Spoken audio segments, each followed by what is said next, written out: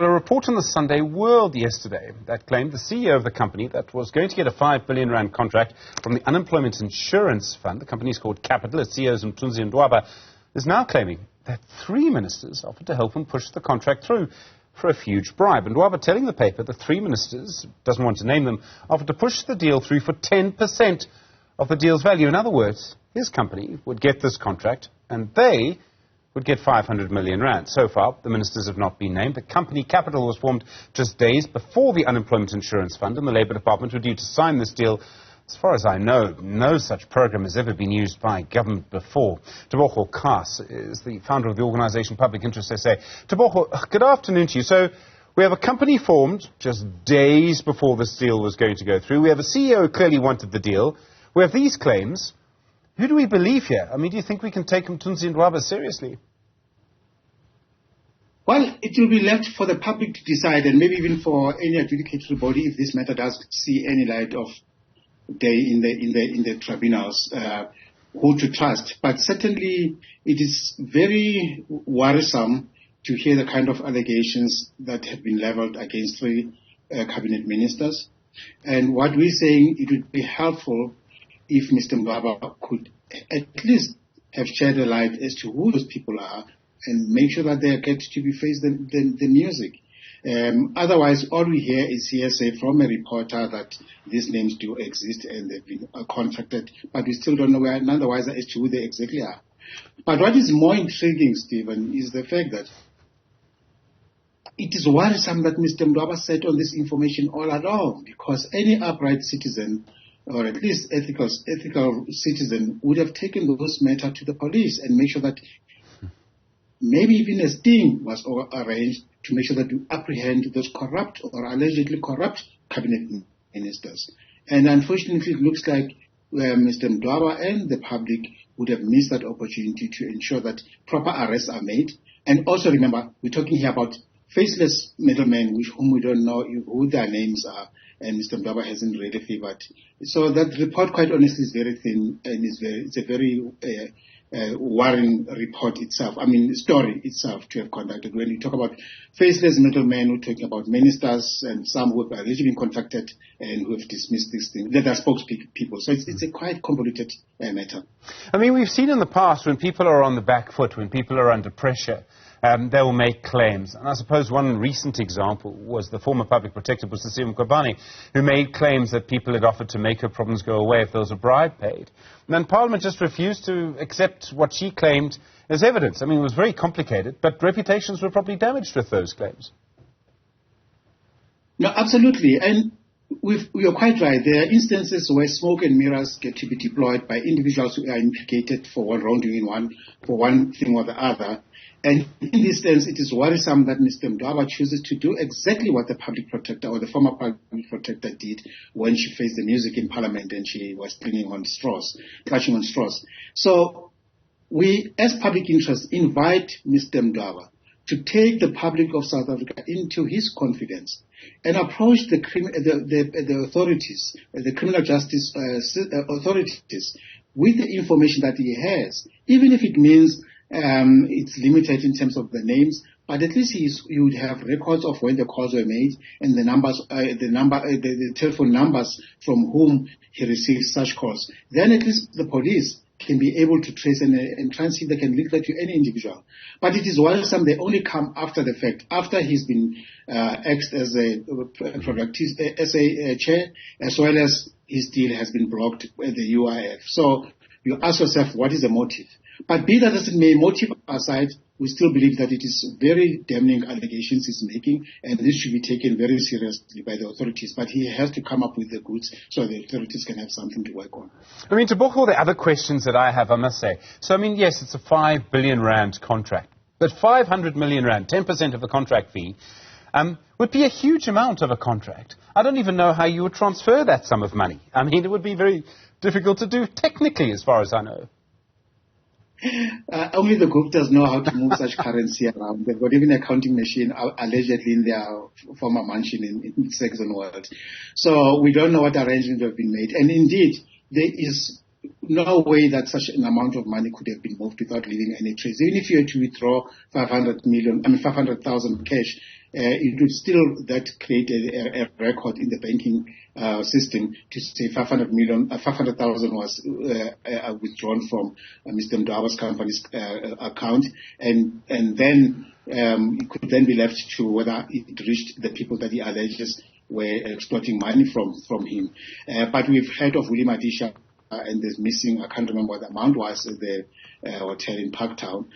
So such matters do come like, but it is worrisome that such amounts of money could be bandied around or asked of potential bidders, not even bidders, potential recipients of tenders from government. But Mr. Mdwaba has to come out clean. He faces a lot of serious allegations have been made against him and his company. He has to come out clean, and he has missed an opportunity to redeem himself by not going to the police and registering a complaint that could be investigated parallel to any other investigation that the department or any other authorities may be embarking on with regards to the 5 billion that was or that almost left the fiscus. Tebogo, as you say, you want a proper investigation. I don't know if that's going to happen. I mean, you'd like to think the Hawks would be on top of this, that maybe the SIU would be on top of this somehow. I don't know if that's happening at the moment. You mean in terms of the 5 billion? Yeah, in terms of whether we're going to get to the actual bottom of this. We need to know, we know some of it, but we need to know exactly what happened. It's not enough just, I would think, to have, I'll ask you, I don't know if it's enough just to have disciplinary charges or to suspend people or remove them from their positions. It seems that there was some kind of almost criminal action here, or criminal action.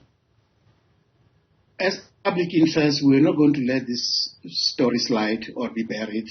We are actually going to be following up on the letter that we've written to the Hawks boss, Advocate Jeffrey Olivier, in regards to providing more information as to if a complaint has been laid by the UIF or the Department of Labour. If not, we would seek the department to make sure that they raise a complaint, to make sure that this matter is investigated thoroughly, and if need be, those who are responsible to be prosecuted. Because an attempt to theft, just like an attempt to murder, carries consequences. An attempt to steal or to bribe carries consequences. And to the extent that we've got senior officials at the UIF who've come forward as whistleblowers, as upright citizens of this country, to say there's a matter that requires attention by the authorities, we'll be failing them. Society will be failing them. The criminal justice system will be failing them for coming out openly and raising that matter. So we're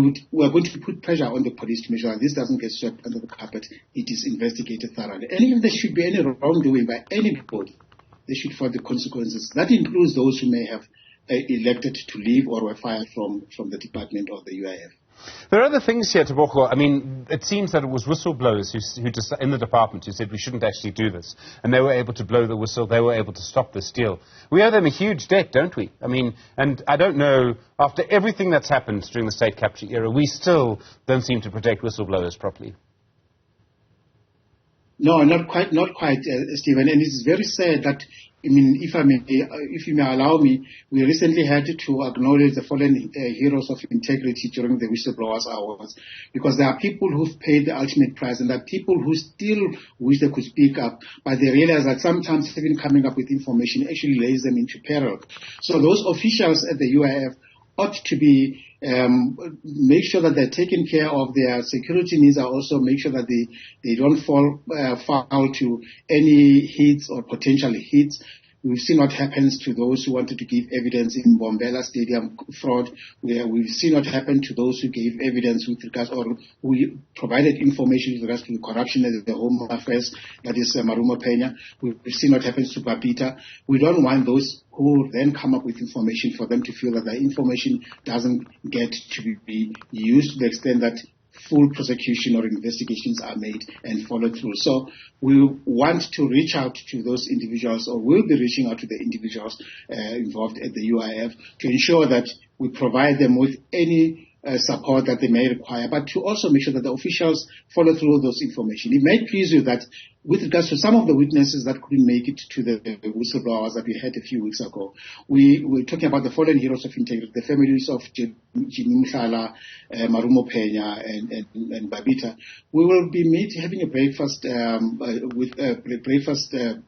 with them sometime late this week, where we are going to convey our sincere condolences, but to make sure that those who have shared their lives or lost their lives in whistleblowing do not get to be forgotten. We get to make sure that their names get to be in the 500, put pressure on the police to know what is the status of the Jimmy Mhlala case, what is the status of Babita, what is the status of Marumo Pena's state. Because it cannot be that in regards to Marumo Pena, for example, 12 months after the event, after the fact, we still are none the wiser. The last time the investigation officer has actually been in contact with the widow 6 months ago. It is unacceptable. And therefore, we want to make sure that whistleblowers get the protection that they need, and we'll make sure that nothing gets to be swept under the rug, whether they are politically connected or not, as in the case of the UIF matter. We want to make sure that justice is dished out, and make sure that the only way is for those who are alleged to have committed crimes or indiscretions to face the music. Tebogo, Khaas, the founder of Public Interest SA, really do appreciate the time today. Thank you very much indeed. Certainly a curious story. Difficult to get to the full facts of that.